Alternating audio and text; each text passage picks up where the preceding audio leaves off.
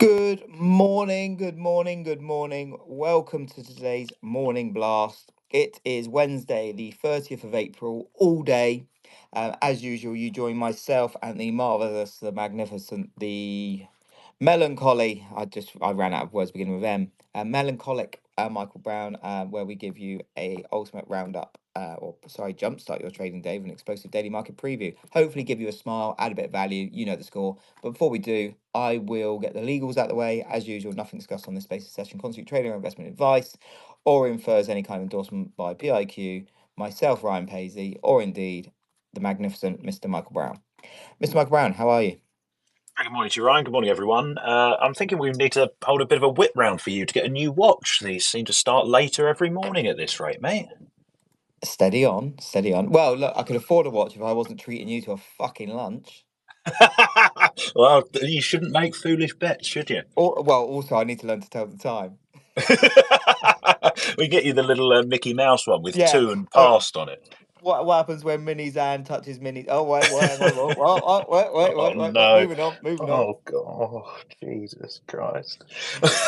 Oh God. Right, Oh morning. no! Right, crack on. What's happening? Oh, yeah, let's. Good morning, everyone. It was very much a sort of calm before the storm vibe once again yesterday for financial markets. Participants not having too much conviction ahead of a very, very busy slate of event risk that kicks off properly this morning in a few hours' time and then runs through until the US labour market report on Friday lunchtime. Anyway, in terms of the price action yesterday, we did see equities continuing to grind higher, pairing intraday declines with the S&P 500 adding about 2/3 of 1% and the Nasdaq 100 adding a similar amount, although we have seen futures come off the boil just a little bit this morning. Continued gains across the Treasury curve as well, with 2 and 10-year yields down about 4 basis points apiece. The 2-year yield trading down to 3.65% and the 10-year benchmark dipping below 4.2%. It was a relatively range-bound day in the foreign exchange space, although we did see the dollar tick broadly higher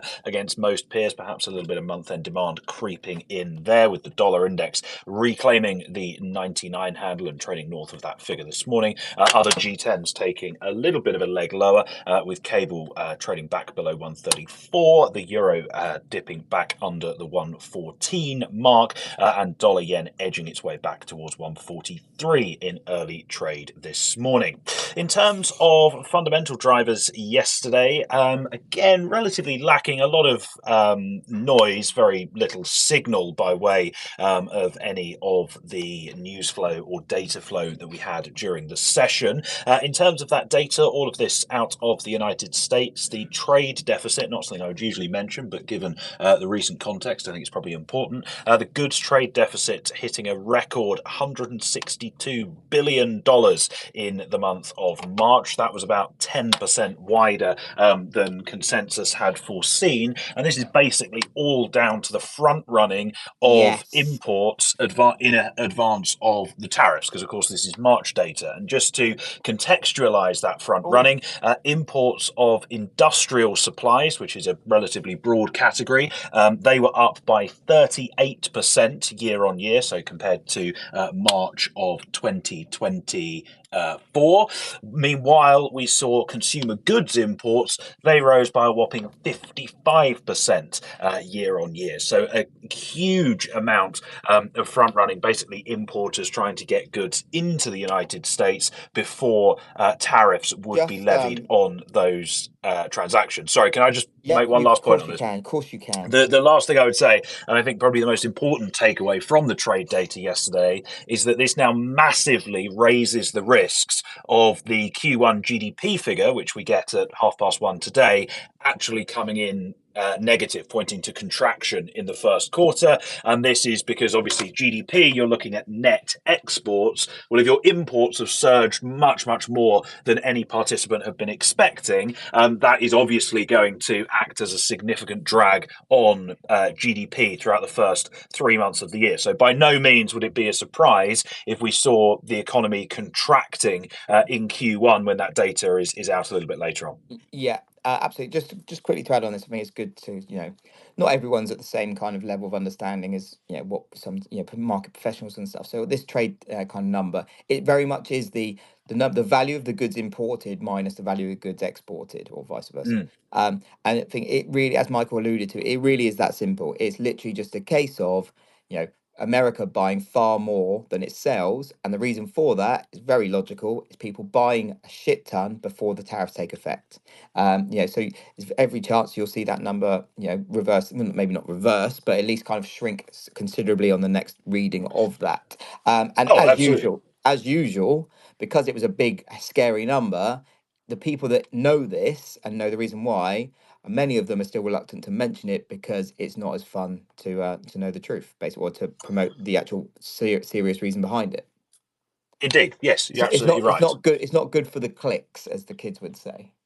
Indeed. Speaking of kids, I see New Squawk's head intern Henners is on the call this morning. So, Oh, is morning, he? Henners. Oh, hello, I know, Hannahs. he's up early, Hannahs. clearly. Hannahs. Um, Hannahs. we're now going to get a load of abuse, aren't we? Yeah. Anyway, sorry, Henners.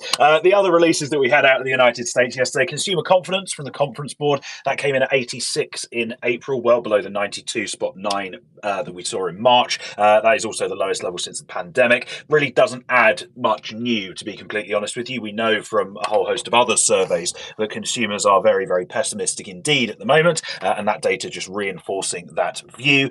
We also had job openings out of the States for March, the figures failing to really give markets a significant jolt, but nevertheless coming in at 7.192 million, down from the prior 7.57 million. Again, this data for March, so it is relatively stale and, of course, collected before quote unquote Liberation Day.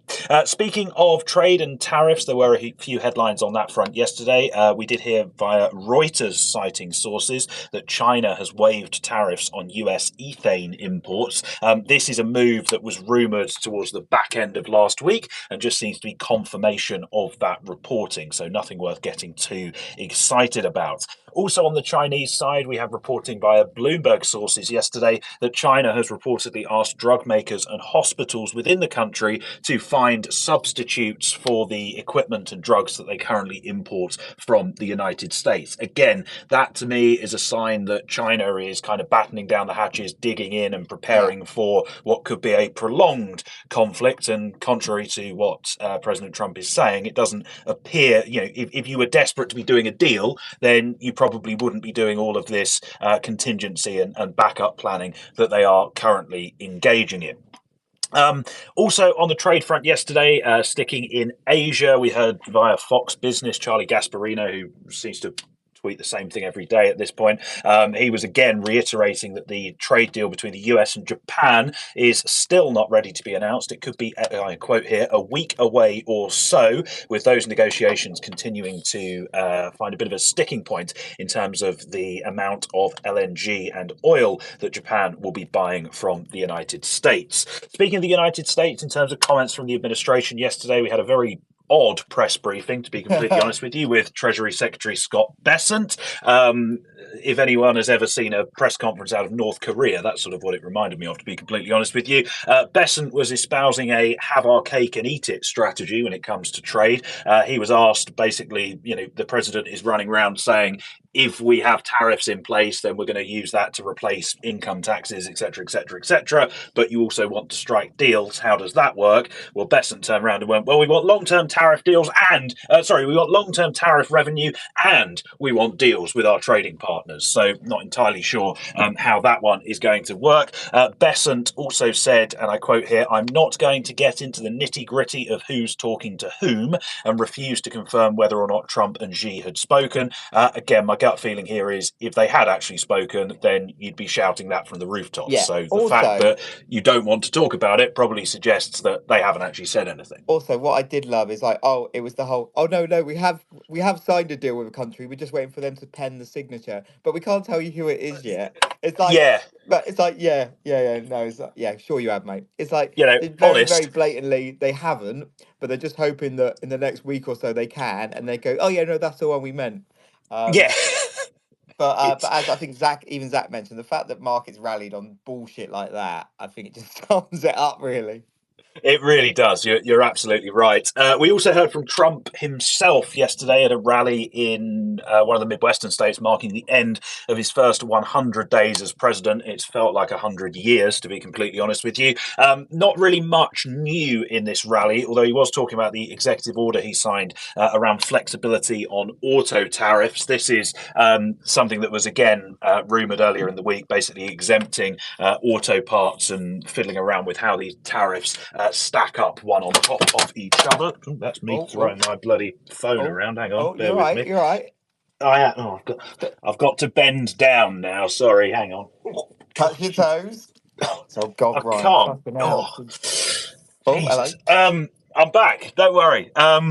Fetch the Yes. lube. So, oh, so yes, Trump was talking about flexibility on auto tariffs again during this rally. He was saying that China wants to make a trade deal.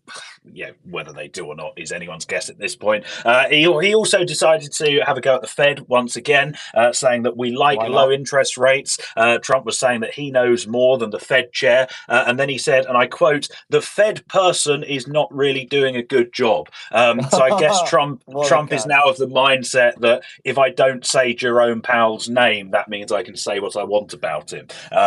That's clearly not going to cut much ice with Just on market Trump, participants. let's not forget that Trump also put his name forward to be the Pope last night. Oh yes, he did. Well, yeah, he did. I think he was semi joking about that one, to be honest with you, because Well, he. I give you a clue. If he was offered it, he ain't going to turn it down. But you are right. He did put his name forward to be the Pope. The other thing I would say about that is, and again, I don't want to get my tinfoil hat out here, but Trump says that, and there just so happens to be a In New poly York, market yeah. contract trading on will Trump suggest himself as being Pope? I mean, really? There's something fishy going on there, I'm sure. But I mean, before we. but the thing is, and I've said it before, I would be doing exactly the same. Yeah, this cards on the table, and I'm going to be called up in front of HR. But yeah, fuck me, I would be doing all of this myself if I could. Yeah, why I, was, not? I, I can see Rich Bernard on the call, and he's currently typing up a very strongly worded email to I, you, I think. no, no, my phone's ringing. I'm just not answering it. Poke it.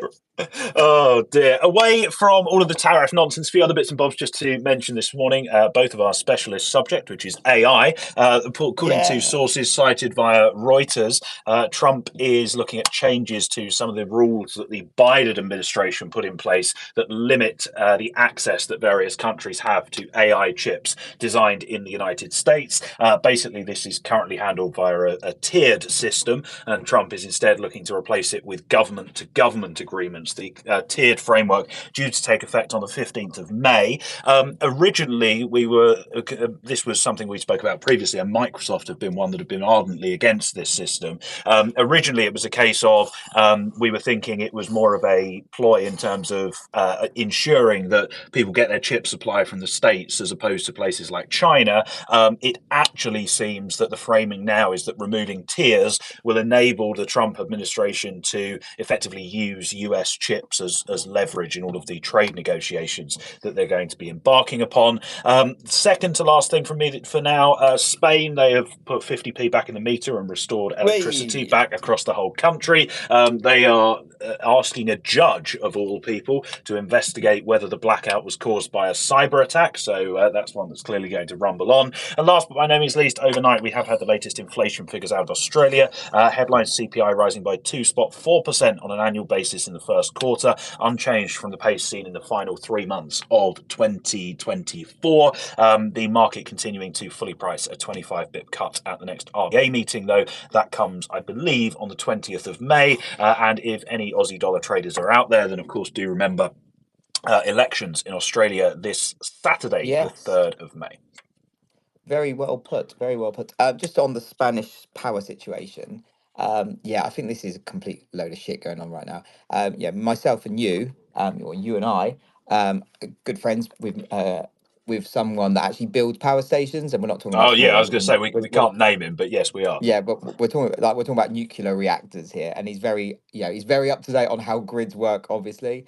And he made like he tried to explain it to us. I'm not going to pretend to understand it, but basically, it's because they're so finely balanced due to renewables, because they were giving it the big one that they're 100% renewable.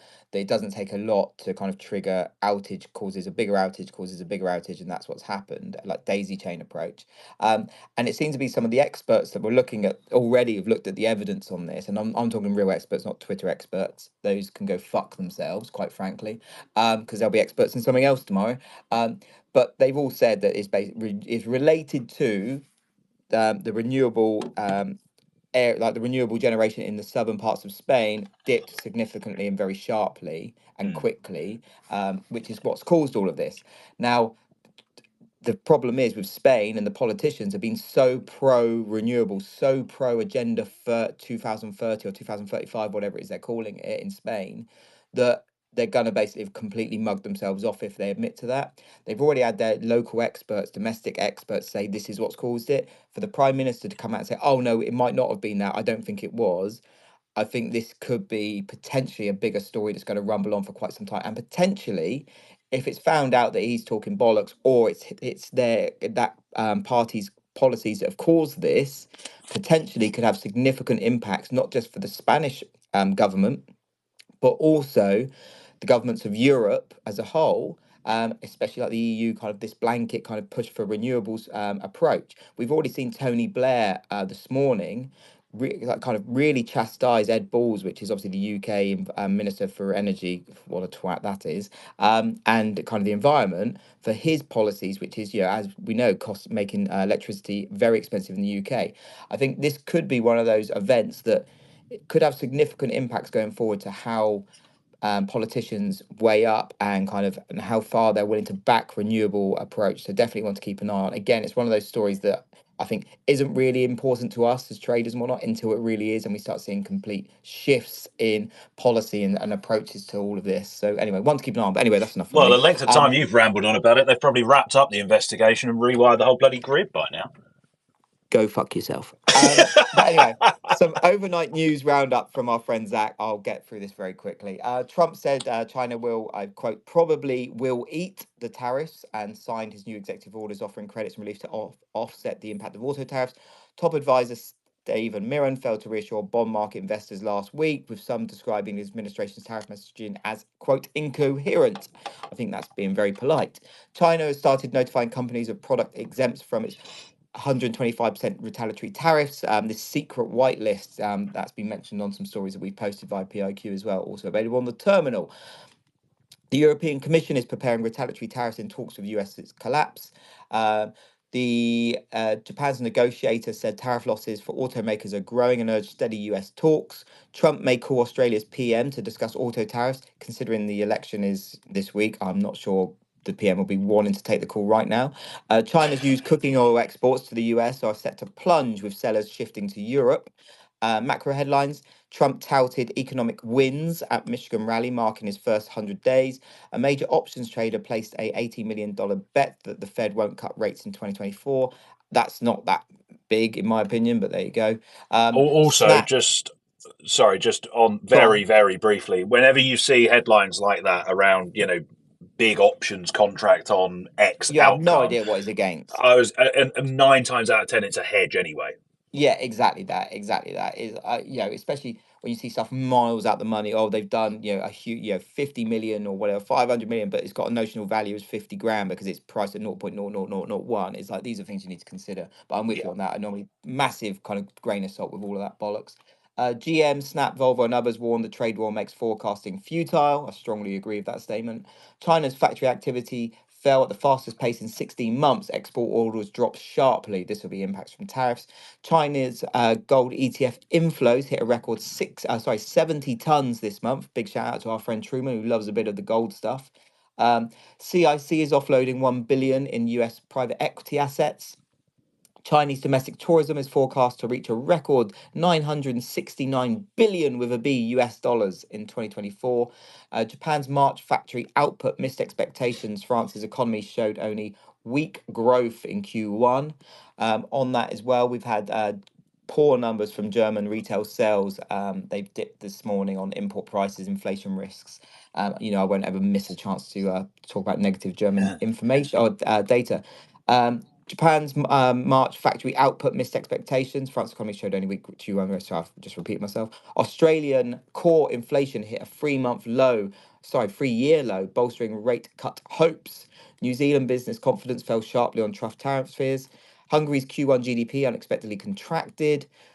Chile's central bank held rates steady, citing global turmoil. Obviously, Chile's one to watch for exports of copper and such. GM bonds, EM bonds, emerging market bonds, see heavy inflows as Treasury lose safe haven appeal. Germany posted retail sales, just said that, and import prices are. I think rising import prices is definitely one to factor in.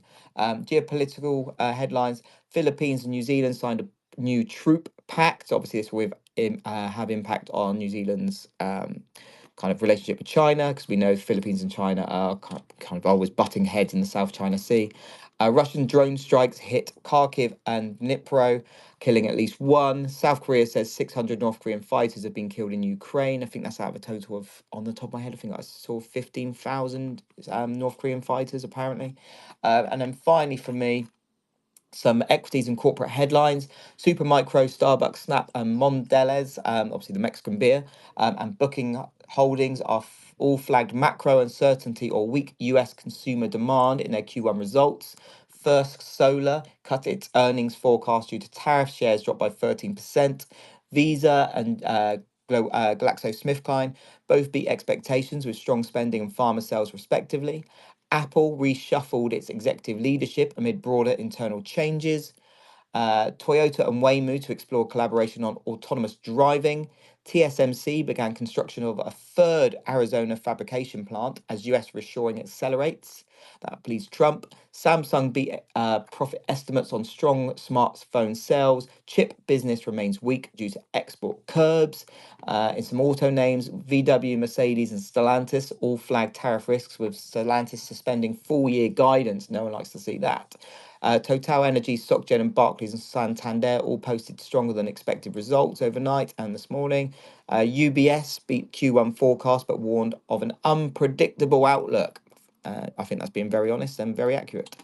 Glencore and ArcelorMittal highlighting shifting global trade flows as an opportunity and a risk. And last two from me, Qatar, the battery giant, is planning a Hong Kong's largest IPO in 4 years, targeting a mid-May launch. They've got a lot of charge behind them. Nomura, Aston Martin, Oh. and LNG. Sorry again. Nomura, Aston Martin, LG Energy are adjusting strategies in response to growing trade uncertainty. And that's it from me. Back to you in the studio. Very good. Thank you, Ryan. And speaking of weaker than expected results, we will Whoa, whoa, whoa, certainly. whoa! What were you going here? Where are you going here? Well, I was What? going to say we're certainly going to brush over quickly what happened at the Emirates last night. Oh yeah, yeah. There was no need to even bring it up, to be honest. Um, that's the end of the show. Oh, maybe the French will be back to their surrendering ways next week. Anyway, moving on. In terms of today, it is a very, very, very, very busy data docket up ahead. From Europe this morning, we have the latest GDP figures out of the Eurozone at 10 o'clock. That is expected to point to the economy having grown by 0.2% on a quarter on quarter basis in the first 3 months of 2025.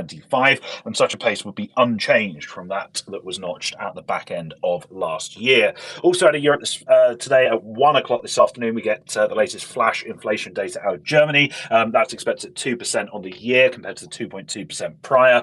We did have firmer than expected inflation figures out of France a little bit earlier on. And in 5 minutes' time, we get all of the regional CPI figures out of Germany as well. Then moving across the Atlantic, a busy US data slate up ahead. At 1:15, we have the latest ADP employment figures. That's expected at 115,000, down from the prior 155,000. Of course, if you're using that to try and predict the non-farm payroll print on Friday, then please do go and give your head a bit of a wobble.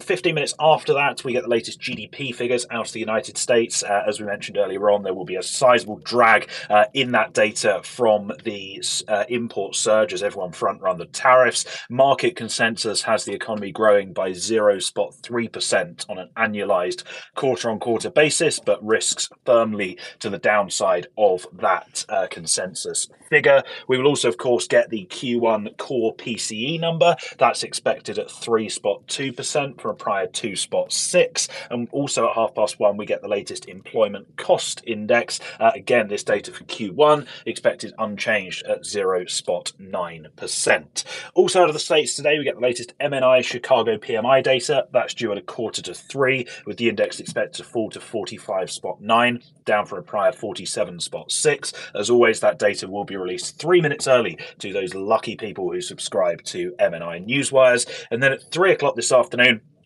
we get pending home sales data for March, and we also have the core PCE deflator for March.